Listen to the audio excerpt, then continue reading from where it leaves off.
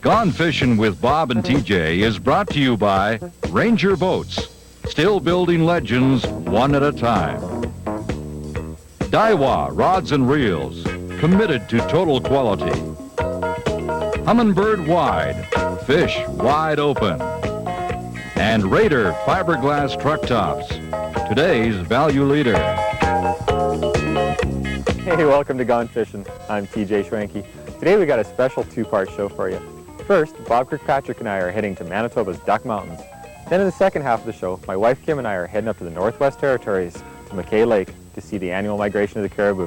Stay with us. It's going to be a lot of fun.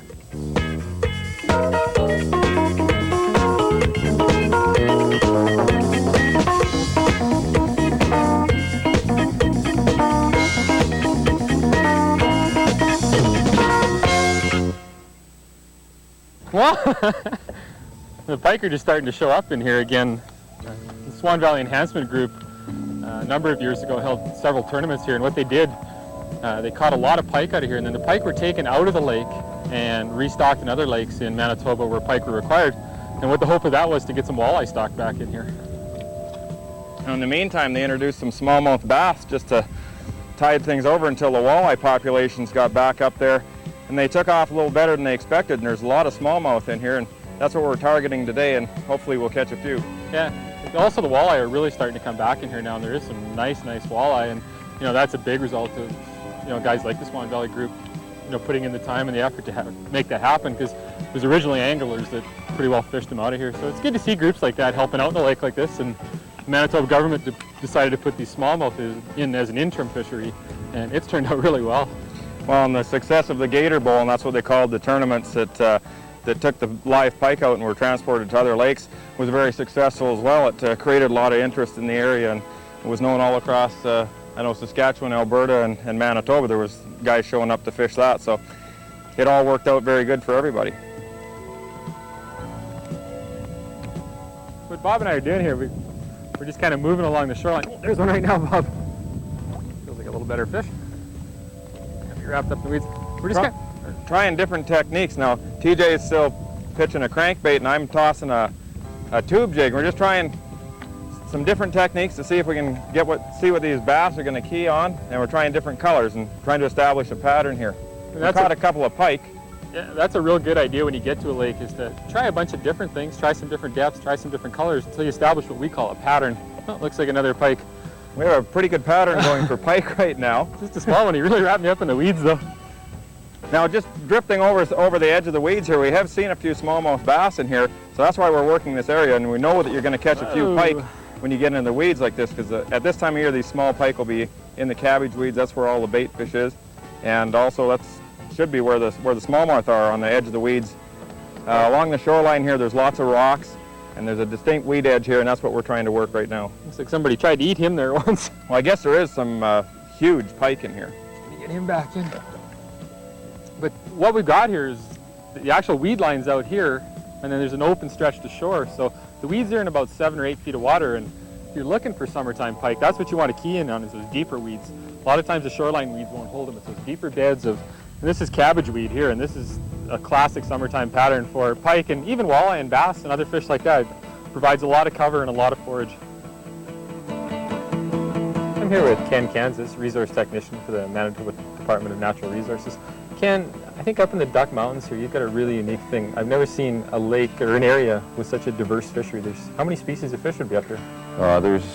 You just look in the angling guide, the Manitoba Angling Guide, and you've got every species in that guide in that lake just about, besides sturgeon and some of the more exotic species. You've got opportunities for lake trout, splake, Arctic char, rainbow trout, brown trout, kokanee at one point, as well as walleye, perch, muskie, and pike. How did that all come to be?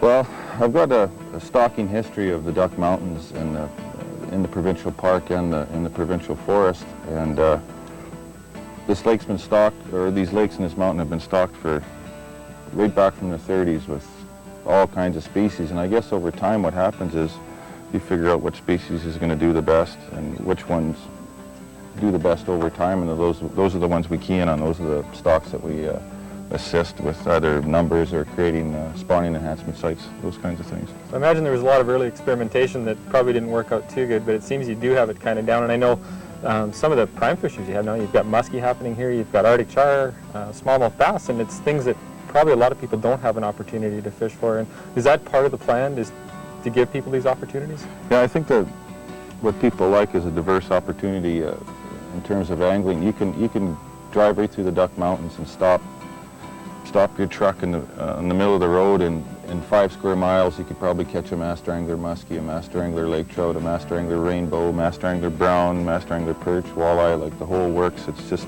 anywhere in the mountain is really well.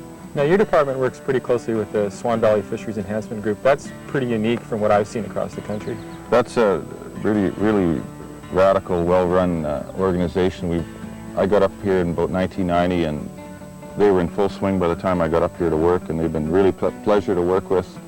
They get lots of money raised through volunteer work and banquets and so forth, and we've done a pile of work with them in the mountain, from creating spawning shoals for walleye or enhancing a spawning shoal. We've got into lake trout spawning shoals, providing decent access for people to fish, handicapped dock access, kids fishing holes, building docks for fishing lakes and stuff like that. It's been really good. And a lot of that I'm sure wouldn't have happened without their initiative.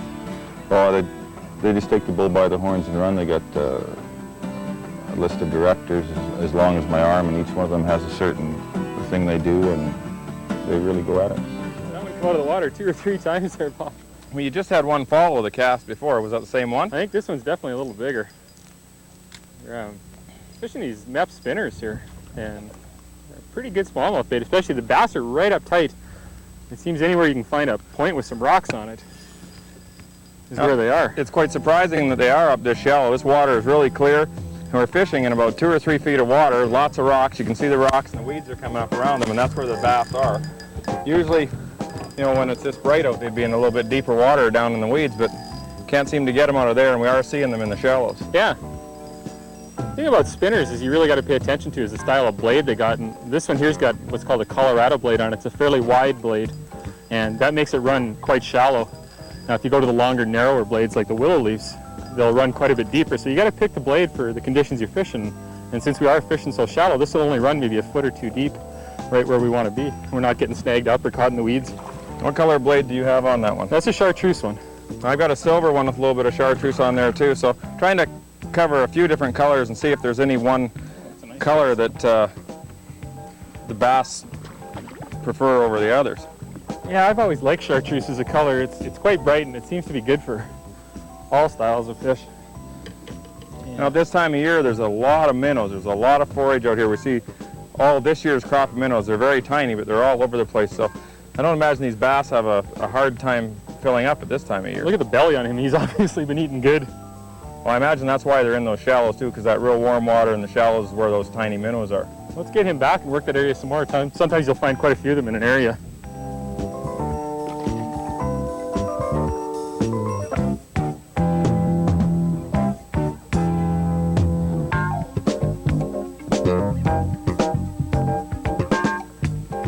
TJ, you grew up in Manitoba and said you used to come out here when you were a kid and fish? Yeah, actually I used to come up here quite a bit. We're at Wellman Lake right now. It's up in the Duck Mountains. It's just about 45 minutes south of the town of Swan River. And there's a whole chain of lakes up in here. There's all kinds of species. I don't know. Bill Griffin was telling us there's a lot of different kinds of fish here, isn't there, Bob? Well, that's what he said. I've never been up here before, but I guess there's a lot of different trout species, some good walleye fishing, smallmouth bass here in Wellman. I don't know, you mentioned some of the different kinds of trout. What was there, char and rainbow, browns? Yeah, just an incredible variety of fish. I know there wasn't, all those species of fish when I used to come up here, but the Manitoba government's undertaken a pretty intensive stocking program, and we were talking to Ken Kansas, one of the biologists from up here, and he says they kind of use it as an experiment for all their stocking programs in the province, and there's a little bit of basically everything up here. They have muskie, bass, all the species of trout, like you said, Arctic char even. Here. Oh, got one on. Oh, do you?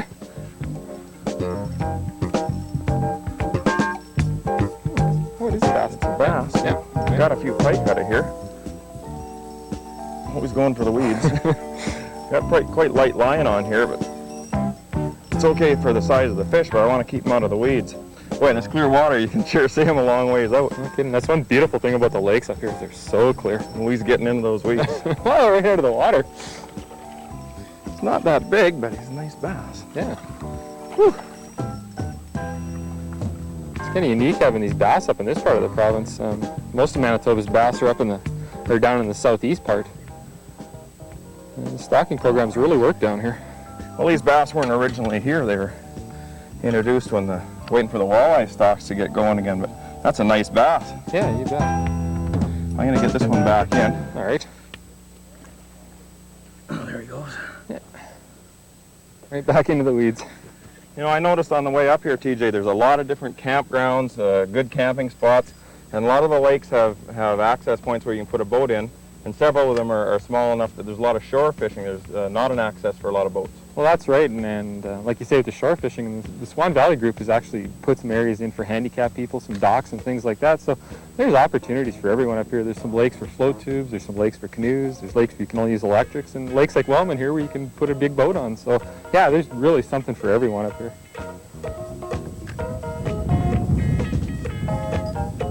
This one's sure tying me up down there, Bob. There's so much wood down here right near that beaver dam. Yeah. There he is. Oh, another nice bass. The anglers and stuff in Manitoba have sure done a lot to protect their fishery here, haven't they? Oh, no kidding. Manitoba's totally barbless. You have to use all barbless hooks throughout the province now. There's no option on that. And they also sell what's called a conservation license. And it's kind of a neat deal. You pay a nice little bass there. Look at that. It's kind of a neat deal. You pay half price for your license, and you're only allowed to keep half limits. So, it encourages anglers to put fish back that normally don't keep them, and maybe some that normally do keep them will also put them back. Well, they've also got a master angler program here that's been successful for years, and it used to be based on the weight of a fish, and now it's all on measurement. That's been around for the last few years too, hasn't it? Yeah, well, it saves taking the fish somewhere to get it weighed. You used to have to get it weighed on a certified scale, and now you can just put it on, any ruler, take a photo of it, and if it's the length of the master anglers, it's all published in a master angler's book. And that kind of gives an idea of where the big fish live in the province, and it gives people somewhere to brag about some nice fish they caught. And this one won't quite make it, but it takes 18 inches for a smallmouth bass. There's sure lots of them in Wellman Lake, though. I know that. If you look through the Master Angler's book, you'll see lots of them. Well, I'm going to get this one back and let him grow up a little. Oh, there he goes. Fishing inline spinners for bass, or any other species for that matter, is nothing new to the world of fishing, but it's a little more technical than you might think. The first and probably the foremost consideration is how do you select a spinner, and I think most people make the mistake of choosing them by color. What you really want to look at is the style and size of the blade. There's three basic blade designs. The first is the Colorado style blade, and it's the shortest blade, but it's also the widest. Now it gives off the most vibration, but it also causes the spinner to ride very shallow in the water. So if the fish are down deep, this isn't going to do you a lot of good. Now the second style of blade is what we call the Indiana style blade. It's a little narrower and a little longer, so it gives off a little less vibration and it runs a little further down in the water column. And the final style is what's called a willow leaf, and it's very long and narrow. Now it spins really tight to the spinner blade, doesn't give off a lot of vibration, but it runs fairly deep. So you have to decide where the fish are and how much vibration they want. A couple things that will determine how much vibration you need will be water clarity and the activity level of the fish. If the water is really dirty, you're going to have to use a blade that gives off a lot more vibration. because fish can sense that vibration under the water, and that's how they often locate their prey. So those are just a couple things. One little trick when you're tying your spinner onto your line, most people tie either their spinners direct or use a small snap swivel to tie them on. And while that works okay, quite often when you cast, that hook will come up and get caught in the snap swivel and you waste a lot of casts. If you don't tie a snap swivel on, your line can get really twisted. So what I like to do is just tie a small barrel swivel about a foot up the line. This eliminates all the line twist, and it also eliminates any getting caught up when you're casting. So just those couple tips should help you fish your spinners a little more effectively.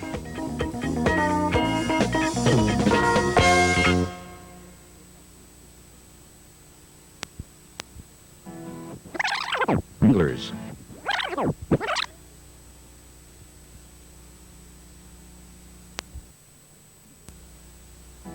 A trip to a lodge in the Northwest Territories is a dream of most anglers, and True North Safari's McKay Lake Lodge is one of the finest.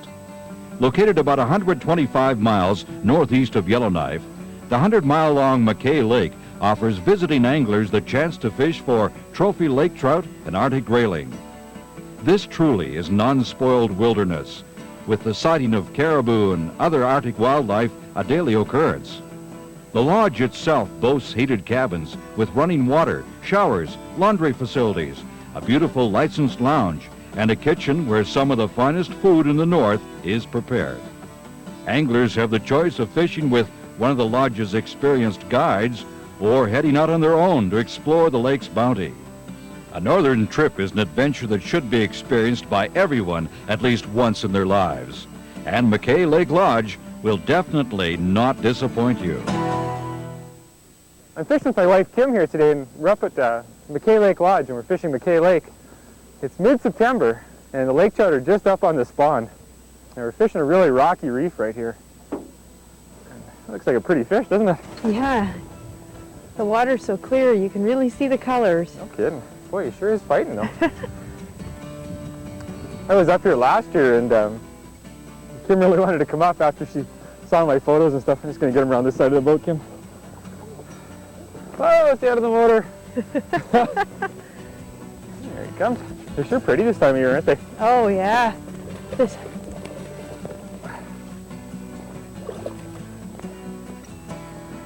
Well, they really want to roll up on your line. We're using a leader here, just not because they have teeth or anything, but because they roll up so much and they tend to cut your line. Yeah, let's get you to hold the rod. Sure. He got himself lassoed 3 ways here. Now, this isn't a great big fish by any means, but he sure put up a fight.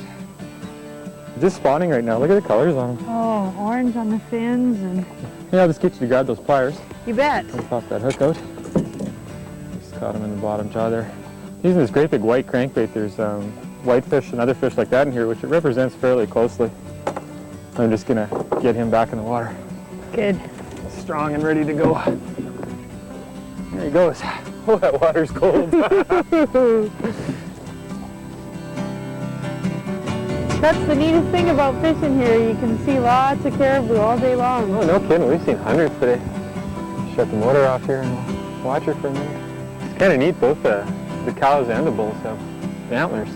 The cows have smaller ones, so that's how you can usually pick them out from the bulls, who have quite spectacular ones, actually. Yeah. They're quite approachable here. They're not, super afraid. The opportunities for photography and things like that are just enormous.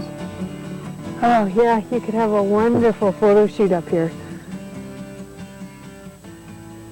I'm here at McKay Lake Lodge with Jim LaPlaw, the resident taxidermist. And Jim, we saw thousands of caribou out there today, and some of them had velvet on and some of them were in hard antlers. Maybe you can explain a little bit about that.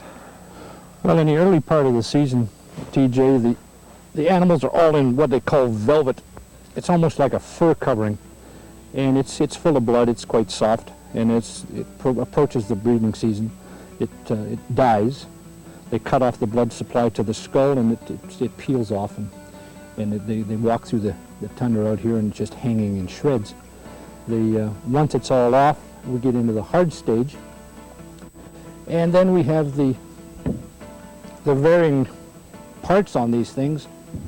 Yeah, maybe you can just explain a little bit. There's so many parts to these antlers. Well, at the bottom end here, what we have is called the brow. This can or the shovel, which a lot of people refer to it as. And it can either be a single shovel, like in this case, and this one here is classified as a double shovel. The caribou up here, we're running about 60% double shovels. And for years, people used to think that this was quite an oddity. But the more that we see up here, the more it's very, very regular. You go from the shovel to what they call the bez or the bay. And this is an exceptional one. They normally have 4 or 5 finger points out here. We come up the beam to the back scratchers, and then we get into the top points. This is called the palmation up in the upper part of the beam. This has got some palmation, but nothing, as you can see, compared to the one in the velvet. This is an exceptional top palmation on this one here, TJ. Now we're looking at 2 exceptional bulls here for most years, but this year there's just been a number of them come in. I think this year we've probably had in the range of 100 caribou come in so far, and they're running probably 15% better than they have been over the years as far as the scoring is concerned. I think so far this year we've only had 2 go out of here that have not made one of the record books, either Safari Club, Boone and Crockett, or Pope and Young. I know I've seen a lot of caribou over the years, and the ones we looked at today, it was unbelievable. Thanks for sharing that with us, Jim. That was really interesting. I appreciate it. There's just been a steady stream of caribou by us, some of them, 40, 50 yards, all the way up to about 400. It's a pretty incredible sight. But it's amazing. You shift even slightly and they'll spot you. They have incredible eyesight. Oh, no kidding. I know the show's called Gone Fishing, but we come up here and saw this sight and just couldn't bring ourselves to leave.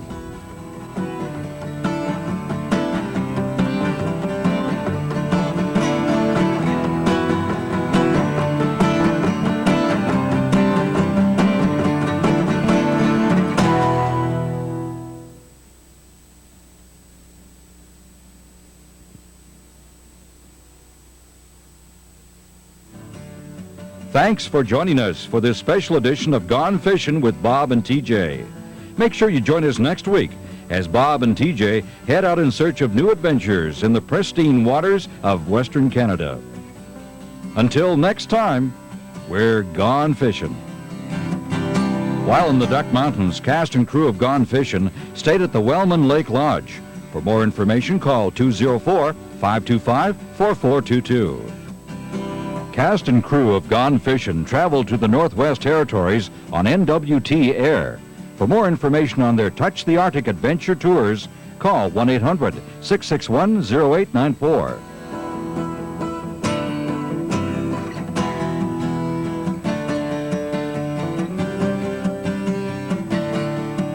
Gone Fishing with Bob and TJ is brought to you by Ranger Boats, still building legends one at a time.